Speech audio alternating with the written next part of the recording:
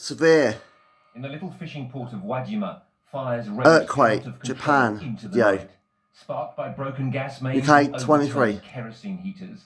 Fire services unable to reach the scene for many hours after the quake hit. Wajima is on the far north of the Noto Peninsula, Wow, closest to the epicenter this is of Monday's severe, guys. quake, and damage here has been extensive. Date today is the 2nd of January, The Tuesday. death toll has begun to rise this morning. Dynamo Diesel's down there. To still be many more people trapped. It's the morning, 7:06 a.m. morning. The temperature in the area last night was below freezing. The race is now on to get to them as quickly as possible. This is one of our next list of places to go around the world, explore, guys. On our journeys around the world globally. Dozens of landslides triggered by the quake have blocked or even ripped apart many of the main roads along the peninsula. Is Japan open for business or what? The quake was extremely large and shallow, and the shaking very violent. The highest recorded in Japan since a massive quake hit the northeast coast back in March 2011, Crikey. the Fukushima nuclear disaster. Shortly after yesterday's quake, the government warned a tsunami was heading for the coast. That did not materialize, and the warnings have now been lifted.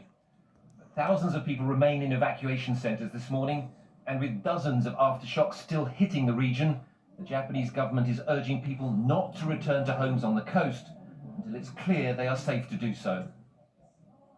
Well, our correspondent Jean McKenzie is in Japan and sent us this update a little earlier.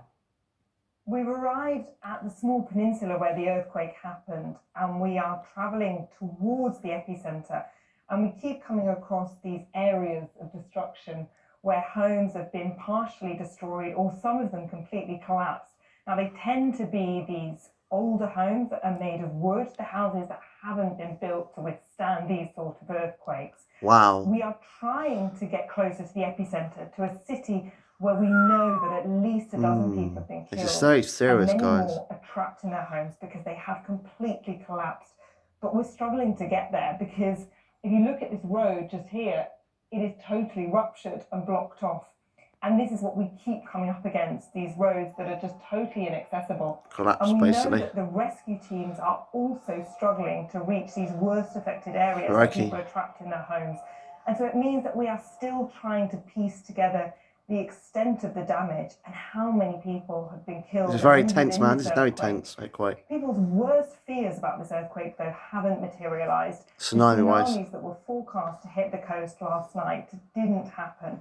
But even so, this has been a terrifying day and night for people because the memories of that earthquake here in 2011 and the huge tsunami that followed that killed nearly 20,000 people, those memories are still so fresh in people's minds.